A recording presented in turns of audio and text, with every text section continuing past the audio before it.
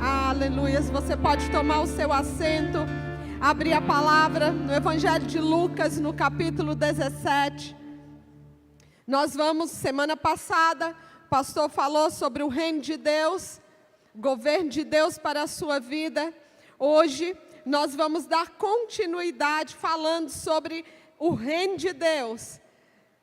Nós continuamos falando sobre a importância de estabelecer o reino de Deus na nossa vida. Evangelho de Lucas, capítulo 17, a partir do verso 20, o texto bíblico diz que certa vez, tendo sido interrogado pelos fariseus sobre quando viria o reino de Deus, Jesus respondeu: o reino de Deus não vem de modo visível, nem se dirá, aqui está ele, ou lá está, porque o reino de Deus está entre vocês.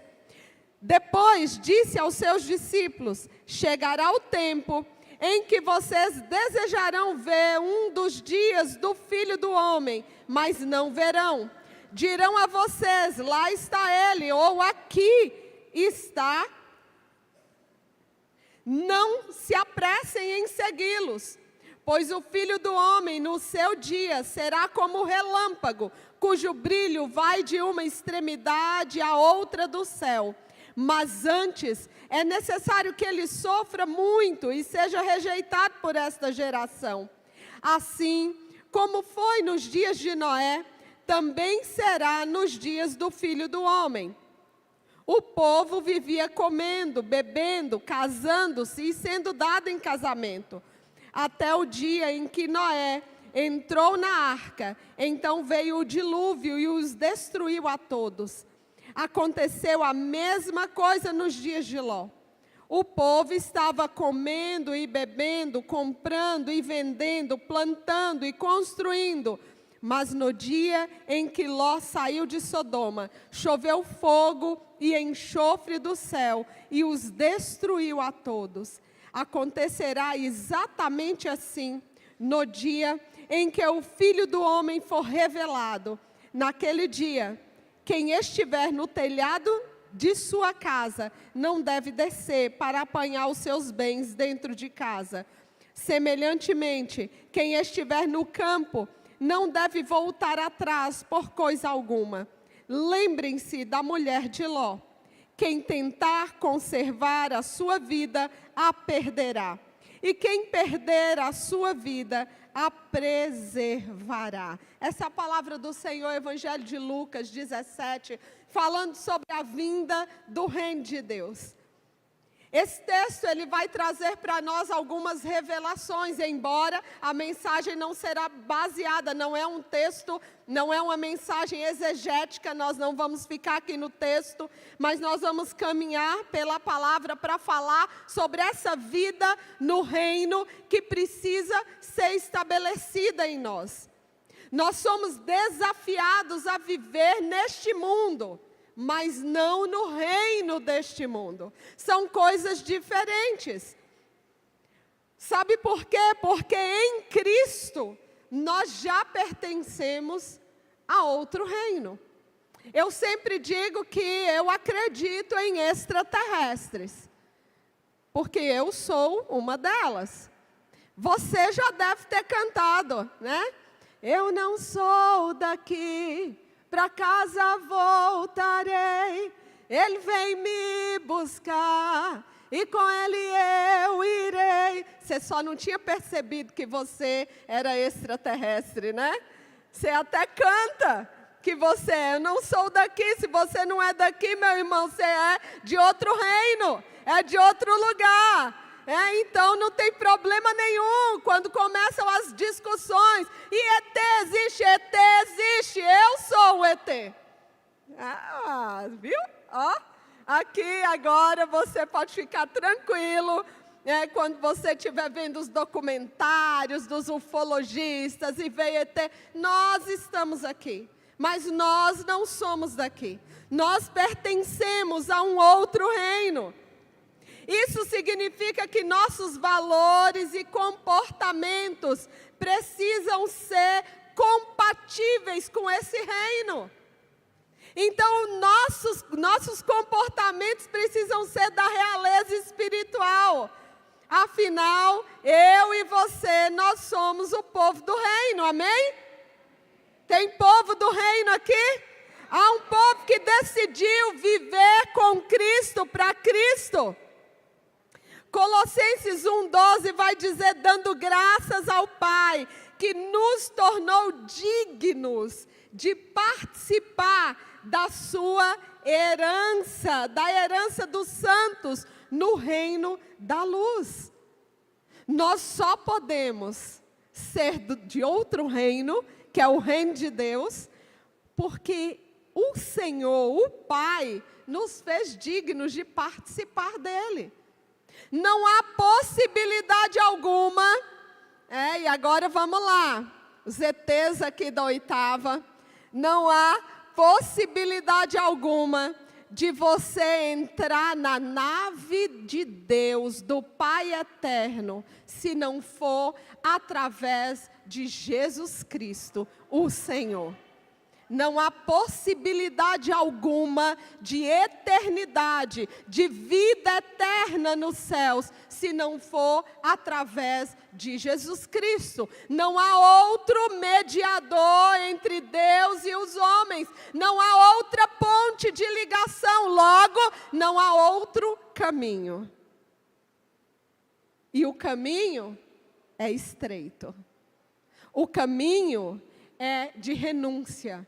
O caminho é de verdadeiramente abrir mão dos prazeres para viver a vontade de Deus.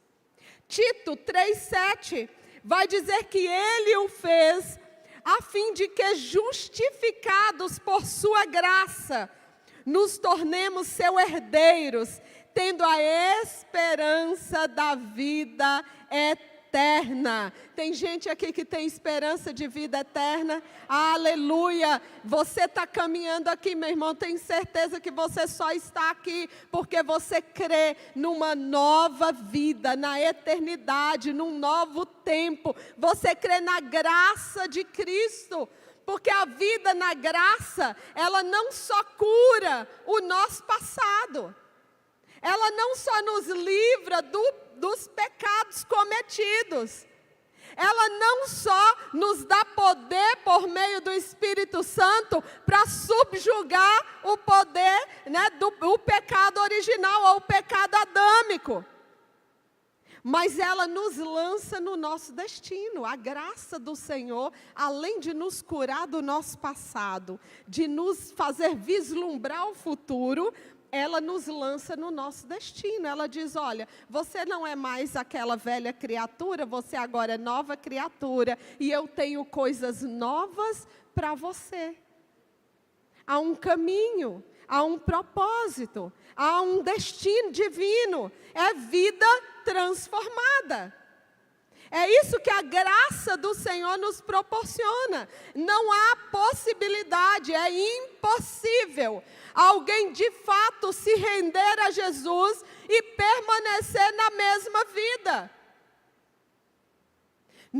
A palavra diz, nós cremos nisso, como nazarenos, dentro da nossa teologia, nós acreditamos que nós vamos sendo transformados, porque nós cremos na santificação contínua. Ela não acontece e aconteceu e acabou. Ela vai, nós vamos sendo melhorados, nós vamos sendo lapidados, nós vamos sendo transformados, nós vamos sendo edificados, nós vamos crescendo de fé, de glória em glória, até ser dia perfeito. Nós acreditamos nisso, mas é impossível alguém que verdadeiramente entrega a sua vida a Cristo e permanece do mesmo jeito.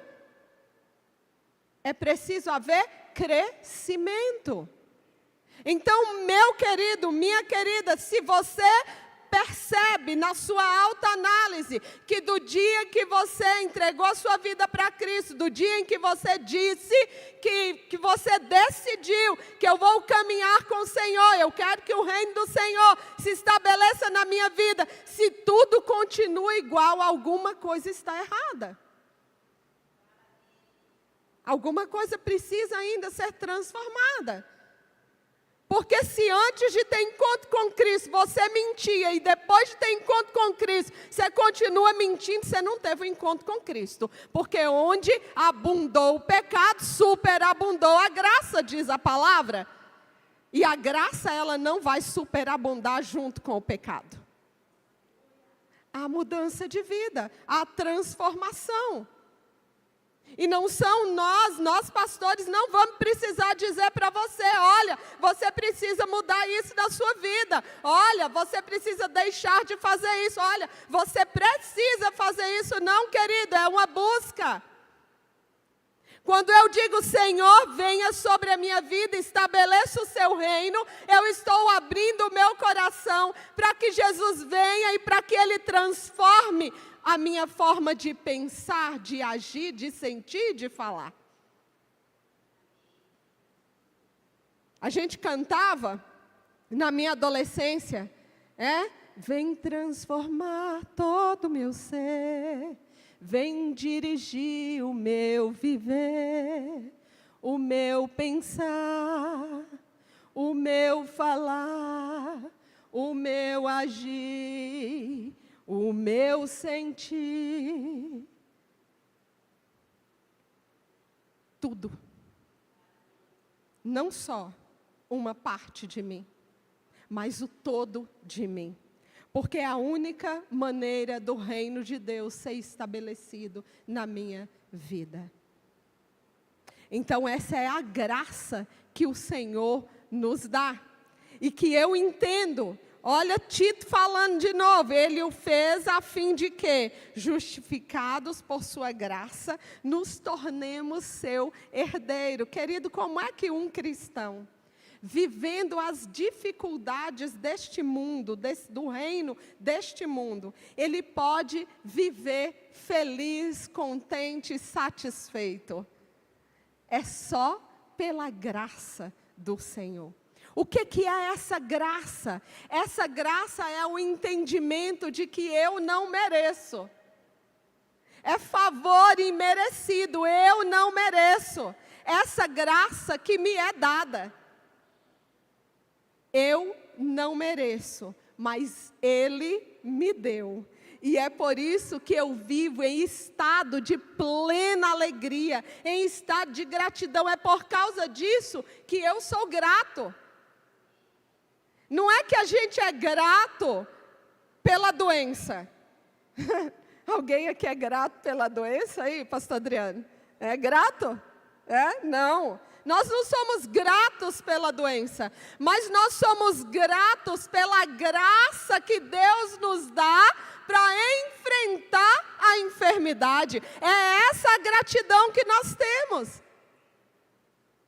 A graça é isso. Eu vivo neste mundo, eu sofro as dificuldades do mundo. A palavra diz no mundo, o Senhor Jesus disse, no mundo tereis aflição, mas tenha bom ânimo. Eu venci, a minha graça, ela é suficiente para que você persevere em meio às dificuldades. É isso que é o nosso estado de plena alegria, é a gratidão, é satisfação. O estado de graça me faz entender que um preço foi pago para que eu possa desfrutar desse estilo de vida. Nós chegamos nessa manhã de domingo, mesa posta, relembrando que o preço foi pago. Graça, favor imerecido, que Ele me deu. Graça, irmão, é graça. Então, só tem uma porta de entrada para o reino de Deus. E essa porta é arrependimento. Nós entramos nesse reino através do novo nascimento, de arrepender dos nossos pecados cometidos, de arrepender por não caminhar segundo a vontade de Deus. Evangelho de João, capítulo 3, verso 5, vai dizer, respondeu Jesus, digo-lhe a verdade, ninguém pode entrar no reino de Deus, se não nascer da água e do Espírito. Então ninguém pode entrar, você precisa. Talvez você esteja aqui, você ainda não é batizado, então quero desafiar você, assim que terminar essa reunião, você pode procurar um dos pastores, já dá o seu nome, já vai se adicionar no grupo de batismo. Nós já vamos daqui a uns dias dizer para você quando será o curso de batismo, porque a data do batismo nós já temos. Primeiro batismo do ano que vem, já está marcado. Aleluia! Glória a Deus! Porque a gente não vive por vista. Hã? A gente vive por fé. Nós já temos todas as datas de todos os batismos do ano que vem. E nós vamos ter batismo em todas as datas do ano que vem. Amém? Amém? Aleluia! Então, olha só, seu desafio, você precisa orar por quem é que você quer ver sentado do seu lado. Segundo desafio, você precisa convidar quem você quer que esteja sentado do seu lado. É? Então, você precisa orar, e você precisa convidar pessoas para estarem aqui junto com você. Você precisa convidar para ir no seu grupo de comunhão. Se você não participa de um, você precisa participar de um. Se você talvez pense, mas eu não tenho nenhum que é perto da minha casa. Então, abre a sua casa para começar um grupo de comunhão ano que vem. Abre a sua casa, chame seus vizinhos, chame seus familiares e deixa que o convencimento é do Espírito Santo, a ele pertence. Mas o certo é que pela fé nós vamos ter todos os batismos programados em nome de Jesus. Porque nós entendemos a nossa missão enquanto igreja. Qual é a visão dessa igreja? Pessoal que passou no curso de membros, misericórdia, Jesus. Senhor eterno, vou ter que falar mais 10 vezes quando tiver aula de curso de membros. Qual é a visão da 8ª igreja? Está fraco. Qual a visão da família 8ª?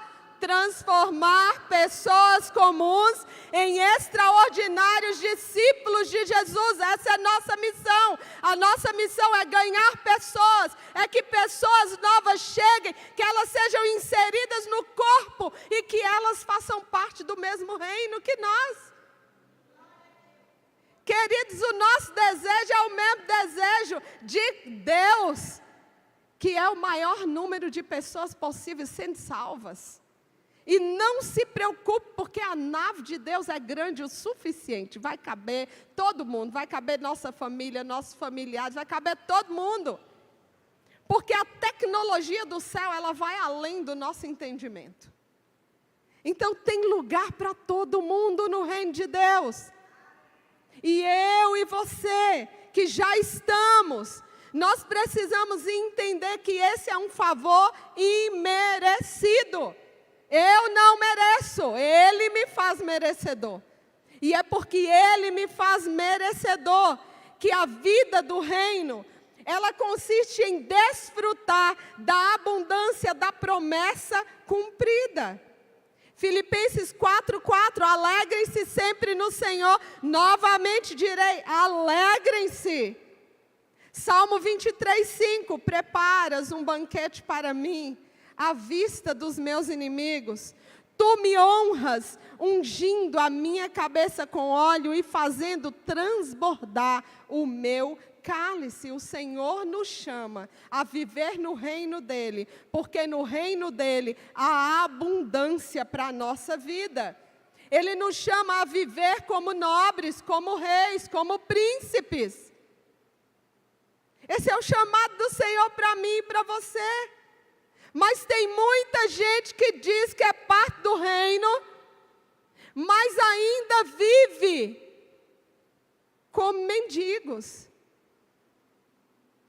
Achando isso, uau! Achando que esse é o propósito de Deus. quando nós lemos a palavra, eu vou citar Abraão. Abrão, quando ele vem para Cristo, quando ele decide obedecer à voz do Deus desconhecido, sendo aqui teologicamente correta, então quando ele decide obedecer à voz do Deus desconhecido, que não era os deuses dos seus pais, ele ouve aquela voz e ele diz, eu vou obedecer essa voz. E ele decide sair da sua terra, do meio da sua parentela. O texto bíblico vai dizer que ele já tem posses. Ele já era um homem bem-sucedido financeiramente. E aqui eu estou falando de dinheiro. Não estou falando de riqueza espiritual, não. Estou falando de dinheiro. E quando nós vamos seguindo na vida de Abraão, uma vida de obediência, uma vida de entrega, uma vida de renúncia, deixou seus familiares, sua terra, sua parentela, e decidiu seguir o Deus desconhecido, e ele vai seguindo. E é interessante que toda a história de Abraão vai chegar um momento que a riqueza dele era tão grande, tão grande, tão grande, que não havia mais como ficar no mesmo lugar ele e o sobrinho. Então eles falam, você escolhe, Ló, escolhe para onde você vai. Se você escolher a direita, eu vou para a esquerda, porque não dá mais. É muito gado. É muita casa, é muita abundância, é muita coisa. Vamos mais um? A viúva. Vocês acharam que eu ia falar do rei Davi? Não, eu vou no Novo Testamento. A viúva pobre. O texto bíblico diz que aquela mulher, esposa de um homem que servia ao Senhor, ele morre e ele tem dívidas. O fato dele ter dívidas não significa que ele não tinha posses. Ele tinha uma casa, ele tinha recursos, mas ele fez um mau negócio. Quantos de nós já não fez um mau negócio? Alguns de nós.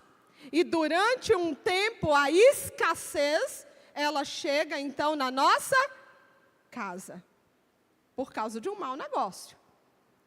A Bíblia diz que esse homem morre, e agora os credores vêm.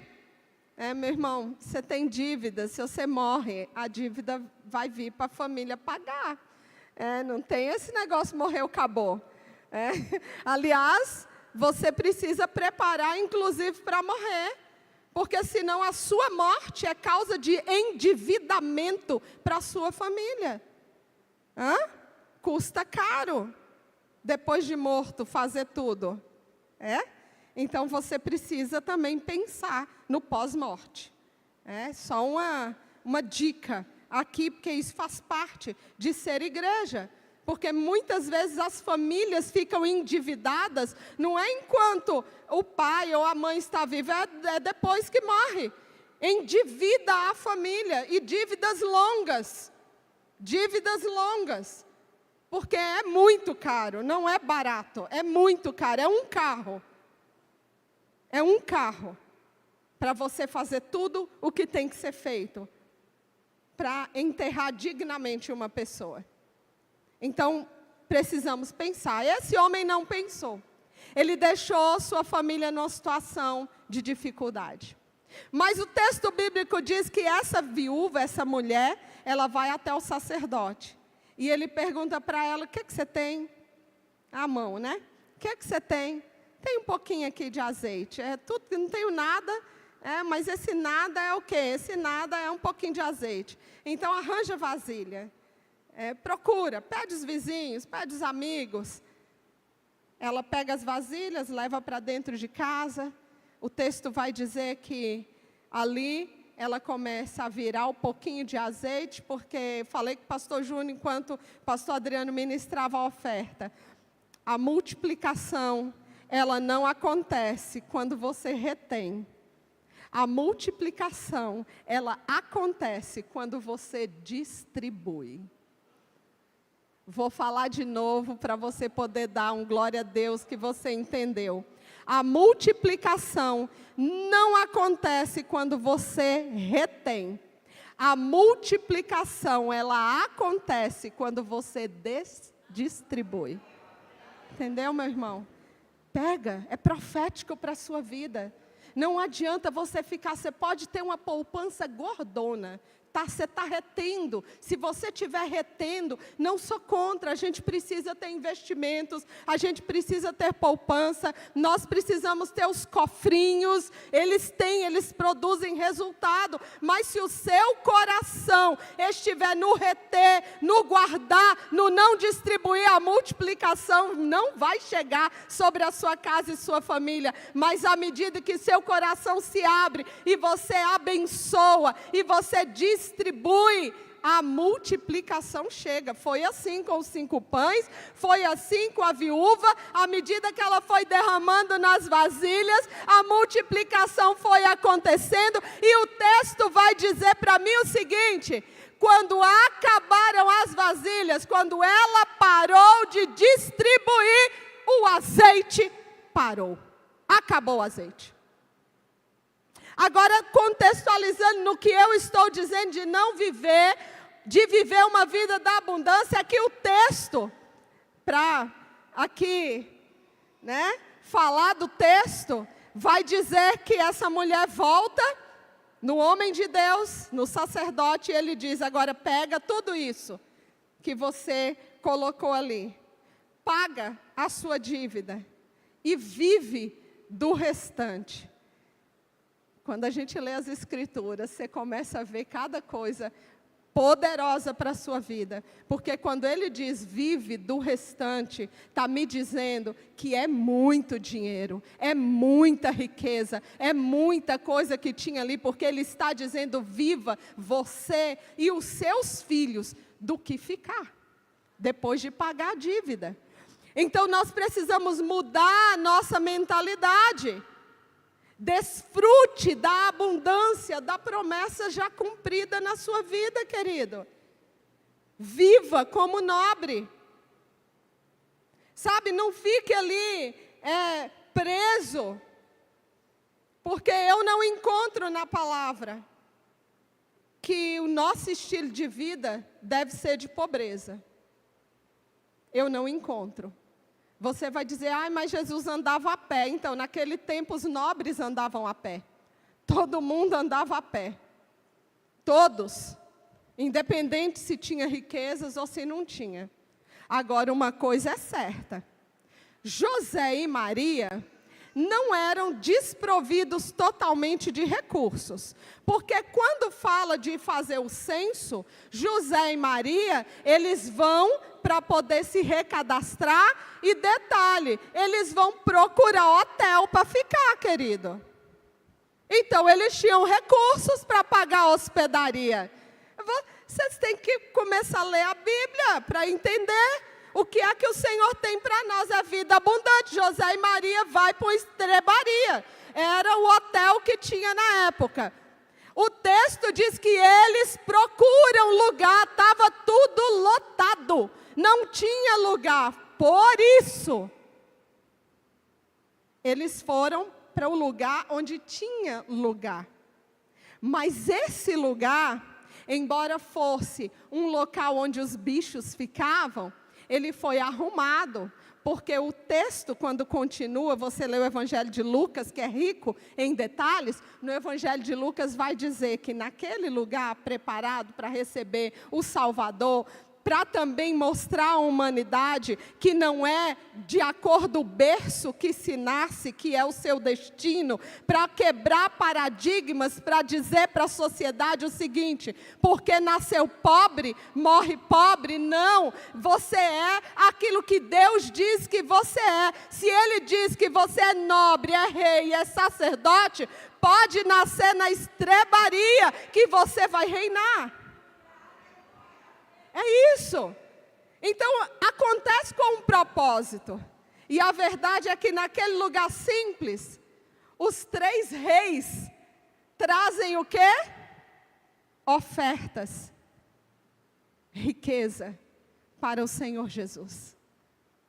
Então, desculpe os que têm a teologia da pobreza, eu não acredito nela, porque eu acredito num Deus que é multiplicador, que à medida em que eu o sirvo, à medida em que eu entrego, e quanto mais eu me dou, e quanto mais eu entrego, mais Ele multiplica na minha vida, porque eu entendo que eu só posso doar aquilo que eu tenho.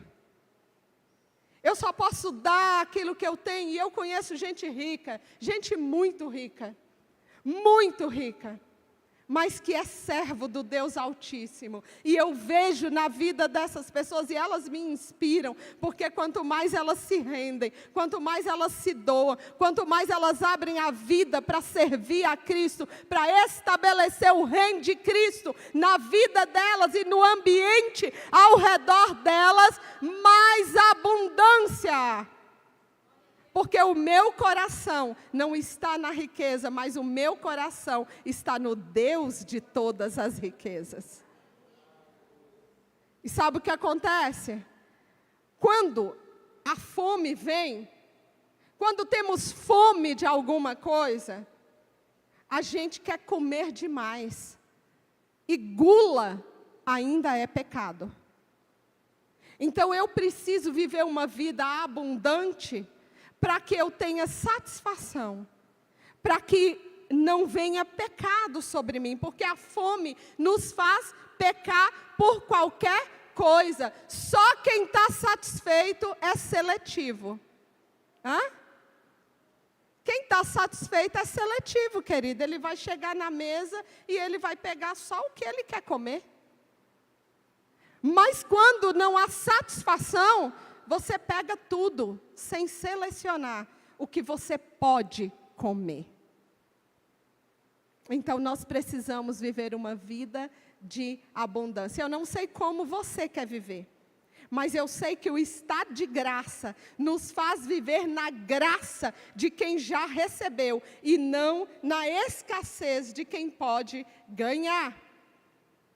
Efésios 1:3, texto que o pastor Sandro gosta, ele diz: bendito seja o Deus e Pai de nosso Senhor Jesus Cristo, que nos abençoou com todas as bênçãos espirituais nas regiões celestiais em Cristo. Ele já nos deu bênçãos espirituais e já nos deu bênçãos materiais também, porque Ele diz que Ele chama o seu povo para governar.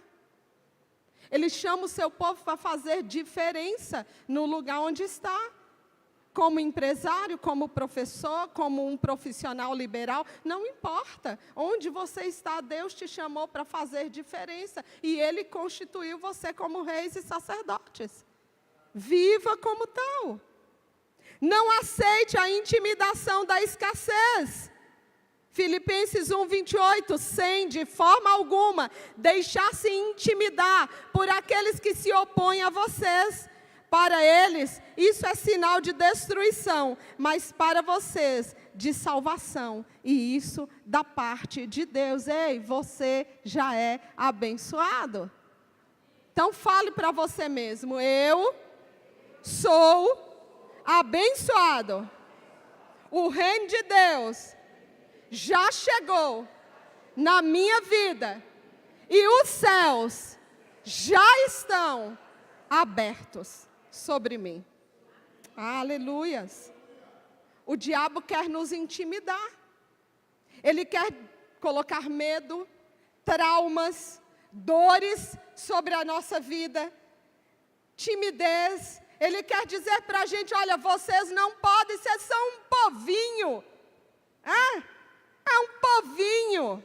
É uma igrejinha lá na periferia. Não, querido. Eu tenho orgulho de dizer, se em algum momento orgulho pode ser alguma coisa boa, né?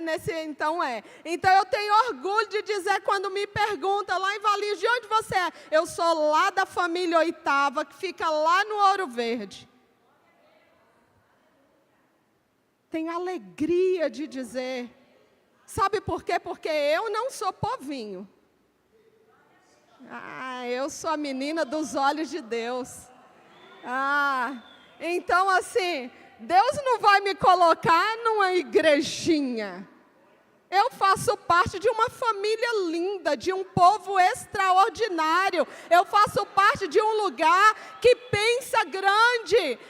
Pensa grande, os teus feitos crescerão. Pensa pequeno, irás depressa até o chão. Fraco é aquele que fraco se imagina, porque não é o que mais corre que a meta alcança, nem o que mais longe o disco lança, mas o que segue firme, em frente, com a decisão firmada em sua mente. 36 anos essa igreja vai completar. Ela começou igrejinha, mas Deus tinha um sonho e um plano para ela, que era de fazer diferença, que era de ser referência no lugar onde ela está plantada. Então, querido, você chegou aqui, a nossa visão não é de escassez, mas de abundância.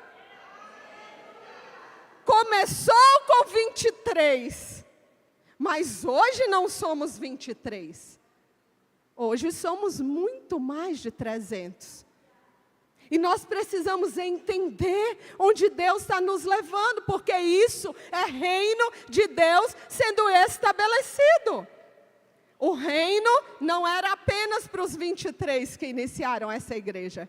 O reino é para ser expandido, porque a palavra de ordem do Senhor para nós é: ide por todo o mundo e pregai o evangelho a toda a criatura, batizando-os em nome do Pai, do Filho e do Espírito Santo, transformando cada um que aceita Jesus Cristo em extraordinário discípulo de Jesus. É reino estabelecido. Creia, querido, no sobrenatural de Deus. Lucas 8, 25. Lucas 8 vai falar de uma tempestade. E aí a pergunta: onde está a sua fé? Perguntou ele aos seus discípulos. Jesus pergunta aos discípulos. Amedrontados e admirados, eles perguntaram uns aos outros: quem é este que até aos ventos e às águas dá ordens e eles lhe obedecem? Deus fez proliferar o seu povo, tornou mais poderoso do que os seus adversários. 1 João 5,4, o que é nascido de Deus vence o mundo, e essa é a vitória que vence o mundo, a nossa fé. Então creia no sobrenatural de Deus, Ele pode fazer. O que é impossível ao homem é possível para Deus. É impossível, mas Deus pode. É impossível. Talvez você olhe para você e você fale assim: é impossível eu ser bem-sucedido na área que eu escolhi estudar. Nós estamos vivendo uma nova fase com a nossa filha. Ela sai do ensino fundamental 2, agora vai para o nível médio, já pensando na faculdade. E aí ela diz assim: a minha vontade, já foi muita risada a gente com isso, né? Ela disse assim: a minha vontade, o meu desejo é fazer história, mas história não dá dinheiro. Então talvez você esteja pensando como a Manu. Não tem condições, porque você está olhando limitadamente nas opções que o mundo dá. Você não está olhando na direção que Deus dá. Porque não importa qual a sua escolha de profissão, se Deus der a direção, Ele é suficiente para abrir a porta e para te tornar bem-sucedido naquilo que Ele direcionou você. O problema é que nós não perguntamos para Deus. O problema é que nós não oramos. Nós pouco oramos, pouco lemos a Bíblia, nós não jejuamos. Nós não nos consagramos. E nós queremos viver vida abundante. Vida abundante tem preço a ser pago. Precisa parar para ouvir a voz de Deus e o direcionamento dEle para a vida. Porque aí Ele vai dizer: meu filho, abre o negócio que eu estou contigo. Eu vou com você. Nós precisamos fazer que nem Moisés no deserto, quando Deus diz, Deus já tinha... E olha que o caso de Moisés ainda era um caso diferente, porque Deus já tinha dito o que queria fazer com o povo. E mesmo assim, quando Deus diz, Moisés, ó, eu vou deixar os anjos para ir contigo. Moisés diz para ele, não, Senhor, negativo. Eu sei a promessa, eu sei o objetivo, eu sei o que o Senhor quer, mas se o Senhor não for, eu não vou, daqui eu não saio. Nós precisamos aprender na nossa vida. Senhor, eu quero comprar, eu quero fazer, eu quero casar, eu quero tanta coisa. Mas eu oro. Eu de fato estou ouvindo a Deus ou estou ouvindo a mim mesmo? A resposta é realmente a resposta de Deus ou é a resposta que eu quero ter? São perguntas que nós precisamos nos fazer e crer no sobrenatural de Deus. Eu vou fazer 24 anos de casada. Então, há 24 anos atrás, a internet não era 1/3 do que é hoje. Haja vista que a gente só conectava depois da meia-noite, né? Para pagar um pulso. Não tinha WhatsApp, Facebook, Instagram, nada disso. Para você conseguir entrar numa sala de bate-papo, você tinha que fazer uma anotação dos comandos todos que você tinha que dar para chegar numa MIRC. Era chamada as MIRCs. Dentro da MIRC, você tinha um monte de sala de bate-papo. Naquele tempo já tinha site de namoro cristão, já tinha site de bate-papo de algumas denominações, tinha um monte de coisa. Mas imagine, há quase 24 anos atrás, eu conheci o meu esposo numa sala de bate-papo da Igreja Batista da Lagoinha. Numa probabilidade mínima, porque foi a primeira vez que eu entrei numa sala de bate-papo. Tinha um seminarista na minha casa, ele entrou e ele conhecia um monte de gente. A namorada dele era da Igreja Batista da Lagoinha, e ela estava no grupo e eu fiquei ali. E eu conheci o meu marido. Então, creia no sobrenatural de Deus. Se há 24 anos atrás, Ele me fez conhecer o que hoje é o meu marido numa probabilidade tão pequena, querido, o que Deus não pode fazer hoje? Hoje está mais fácil. A tecnologia já avançou mais. Então, nós precisamos crer que Deus pode fazer. Mas nós limitamos a ação de Deus. Nós dizemos, não, mas Deus pode fazer até aqui, não. Talvez Deus esteja colocando no seu coração, tem colocado em você uma visão empresarial, mas você está preso ali, porque você não crê que Deus pode fazer infinitamente mais. Creia, meu irmão, creia. Se Deus falou, Ele vai com você. Só não vai sozinho, se você for sozinho vai dar ruim. Não vai ser legal. Entenda o poder da submissão. Tiago 4,7. Portanto, submetam-se a Deus, resistam ao diabo, e ele fugirá de vocês. Submissão é uma palavra que tem gente que treme nas bases, né? Quando a gente ministra para noivos ou para casais, né, Carla e Fabinho, que a gente fala, vamos falar hoje de submissão. Mas é caras e bocas. Há um medo de submissão, mas deixa eu dizer, a submissão nos torna mais fortes. É resiliência, é força. Submeta-se à vontade do Senhor. Sabe por que a gente treme na submissão? Porque há uma luta aqui. Há uma luta da minha vontade com a vontade de Deus. Mas a verdade é que a vontade de Deus é boa, perfeita e agradável. E a minha vontade, ela é temporária. Ela é só um momento. Mas a vontade de Deus, ela é para a eternidade. Então, nós precisamos entender que essa submissão a Deus, ela vai nos deixar, bombados.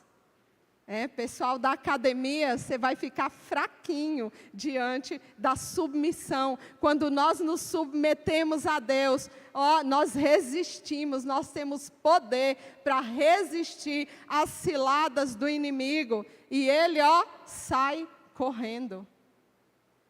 Não fica perto de nós, porque a submissão.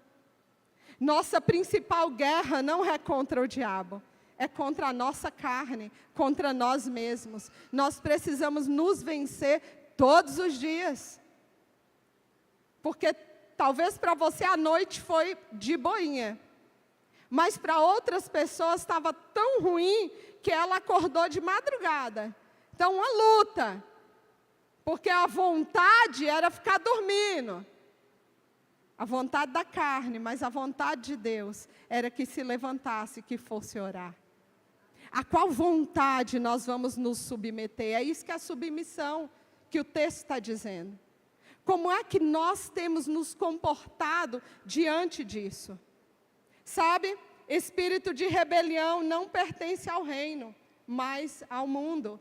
Ainda está na palavra, submeta a Deus, submeta a sua liderança, submeta às autoridades, submeta aos seus pais. Então, queridos, eu tenho que me submeter ao meu pastor, me submeter ao meu marido, me submeter ao meu chefe no trabalho. A vida, ela é pautada em submissão. E se você se rebela contra isso, não é de Deus. Viva uma vida vitoriosa. 1 Pedro 5,7 diz, lancemos sobre ele toda a nossa ansiedade, porque ele tem cuidado de nós. Romanos 8,31, que diremos, pois, diante dessas coisas? Se Deus é por nós, quem será contra nós? Olha a promessa do Senhor para a nossa vida. Você pode dizer esse texto bíblico. Que diremos, pois, diante de tantas coisas? Se Deus, quem? Então, por que é que você está com medo? Viva uma vida vitoriosa em Cristo. É Ele que é por você, é Ele quem guerreia por você. Não há nada mais poderoso que o Senhor. A vida vitoriosa, ela é uma atitude de fé. Então, deixa Deus tomar conta do seu pensar. Lembra do louvor? Vem controlar todo o meu ser. O meu pensar, o meu agir, o meu sentir, o meu falar. A vida no reino é uma vida na graça, querido. Porque muitas vezes nós somos derrotados, porque a nossa derrota começa na mente. A gente começa a dizer tanto que não vai dar certo, que não vai dar mesmo. Você já acreditou? A sua fé te salvou ou te condenou. Porque da mesma forma que a fé salva, ela pode te condenar. Porque é no que você acredita. Então você já está tão assim, não vai dar certo, não dá, isso não, o Senhor não vai me curar, ou o Senhor não vai fazer, Ele não vai usar os médicos, essa medicação não vai fazer efeito, não vai mesmo. A sua fé te condenou. Mas o Senhor nos chama a essa vida vitoriosa, onde a fé nos salva, onde a fé nos transforma. Onde a fé nos leva a viver uma vida na graça, na dependência do favor imerecido de Deus. Porque Ele já conquistou tudo para mim e para você. Como é que é? Você já cansou de viver na força do seu braço? Ou qual é a sua escolha nessa manhã? Você vai continuar vivendo na força do seu braço? Na força da sua carne, decidindo sozinho. A proposta de Deus para mim e para você nessa manhã é viver na graça do reino dEle. 1 João 1,9, se confessarmos os nossos pecados, Ele é fiel e justo para perdoar os nossos pecados e nos purificar de toda a injustiça. É Ele quem pode fazer. É Ele quem pode nos transformar. É Ele quem nos justifica, é Ele quem perdoa os nossos pecados. O Senhor diz em Mateus 4:17, arrependam-se, pois o reino dos céus está próximo. Jesus está voltando. Arrependam-se.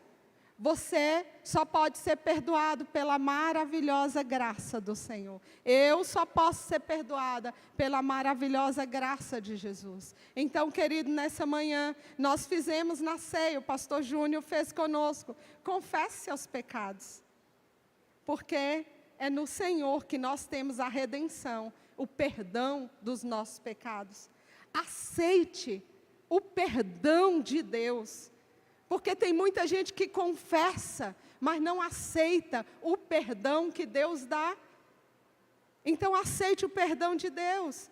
João 3,18 diz, quem nele crê não é condenado, mas quem não crê já está condenado, por não crer no nome do Filho unigênito de Deus. Creia no Senhor. Confie no Senhor, Tiago 4,8. Aproximem-se de Deus e Ele se aproximará de você. Venham a mim todos os que estão cansados e sobrecarregados, e eu lhes darei descanso. Tomem sobre vocês o meu jugo e aprendam de mim, pois sou manso e humilde de coração, e vocês encontrarão descanso para as suas almas. Mateus 11, do 28 ao 29. Existe um rei, querido. Então venha para Ele, venha para o reino, comece a viver uma vida em estado de graça. Acredite que o sacrifício dele foi suficiente para te tornar um príncipe dele. Você é príncipe, você é princesa do Senhor. Não aceite nada menor que isso, porque nós já cantamos aqui que tudo o que Jesus conquistou na cruz é direito nosso, é nossa herança. Todas as bênçãos de Deus para nós, tomamos posse, é nossa herança. Toda vida, todo poder, tudo o que Deus tem para nós, tudo o que Ele tem para dar, nós podemos tomar posse, porque é graça, é favor, nós não merecemos, mas Ele nos deu, por meio dEle, nós somos parte do reino, e uma vez participantes do reino de Cristo, nós somos realeza do Senhor. Como realeza do Senhor, nós temos então a missão de trazer outros para essa realeza. A realeza não é só para mim e para você, a realeza é para que outros possam vir e sentar na mesa do Cordeiro, do meu e do seu lado. Amém? Fique de pé. Nós vamos orar. A escolha, ela é dada para mim e para você. Eu escolho que tipo de vida eu quero viver com o Senhor. Eu decidi viver uma vida no sobrenatural. Eu escolhi fazer como Moisés, quando levava o povo diante do mar à frente, o exército atrás. E ele diz, e agora, Senhor, para onde que eu vou com esse povo todo? O que você tem nas mãos, Moisés? Sabe, nessa manhã o Senhor olha para cada um de vocês e Ele começa a perguntar, o que é que você tem nas suas mãos? Use o que você tem para a glória de Deus. Moisés usou o cajado e ao tocar, o milagre não acontece quando você retém. O milagre só acontece quando você serve. Quando Moisés pega o cajado e ele coloca no mar, as águas, o vento começa a soprar e as águas abrem para o povo passar. Deus quer usar o que você tem, mas o milagre só vai acontecer quando você começar a se doar. Escolha que tipo de vida você quer viver. A promessa, ela permanece. A promessa, ela não mudou. Ela continua dizendo e declarando, o Senhor continua dizendo, eu te escolhi. eu te chamei, eu amo você, eu tenho um plano, um propósito divino para a sua vida. Você não é um pobrezinho, não, você é o meu filho amado, e em você eu tenho a alegria. Eu quero que você saia daqui nessa manhã declarando isso: eu sou filho amado do Senhor. Você precisa dizer isso para você todos os dias, porque o diabo começa a soprar e a dizer: ei, você não é ninguém, você não é especial. Você é sim, porque o Senhor, o Rei dos Reis, Ele sonhou com você, Ele planejou você, Ele preparou um destino glorioso para a sua vida, para a sua casa, para a sua família. Então comece a orar nessa manhã, comece a profetizar sobre a sua família, comece a declarar sobre a sua casa, a declarar as promessas do Senhor, promessas que o Senhor fez para a sua vida. Comece a dizer: ei, Senhor, eu tomo posse, eu tomo de volta, eu tomo das mãos de Satanás aquela palavra que o Senhor me deu. Ei, Deus, ela é minha, eu não abro mão. O Senhor tem uma promessa de um negócio para a minha vida, eu tomo posse. O Senhor me disse, o Senhor me direcionou e me disse que eu serei um missionário, eu tomo posse. O Senhor disse que o Senhor me levará às nações, eu tomo posse, porque o reino do Senhor está estabelecido sobre a minha vida. Não jogue fora o que Deus deu para você, porque o que Deus deu para você, Ele deu para você. Mas também não queira o que Deus não deu para você, porque o que Deus deu para o seu irmão é do seu irmão, não é seu. Viva a sua missão, viva o seu propósito, viva o seu destino, porque o destino do outro é o destino do outro. E quando você quer cumprir o destino e o propósito divino do outro, não dá certo. Você se frustra, porque Deus não tem isso para a sua vida. Mas não abra mão da promessa do Senhor para você. Você é escolhido do Senhor. Você é a menina dos olhos de Deus. Ele conta com você, para que o reino dele seja estabelecido neste lugar. Comece no lugar onde você está. Se Deus te chamou para as nações começam aqui, na Avenida Arimana 852, que é o lugar onde Deus te plantou.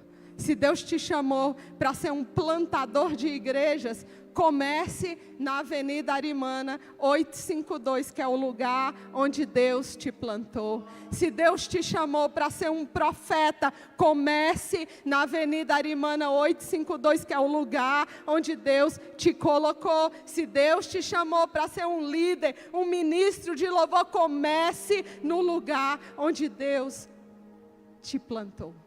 Floresça no lugar onde você está. E ao seu destino você vai chegar. Pai, rendemos graças ao Senhor pela sua palavra. Obrigado porque ela fala conosco.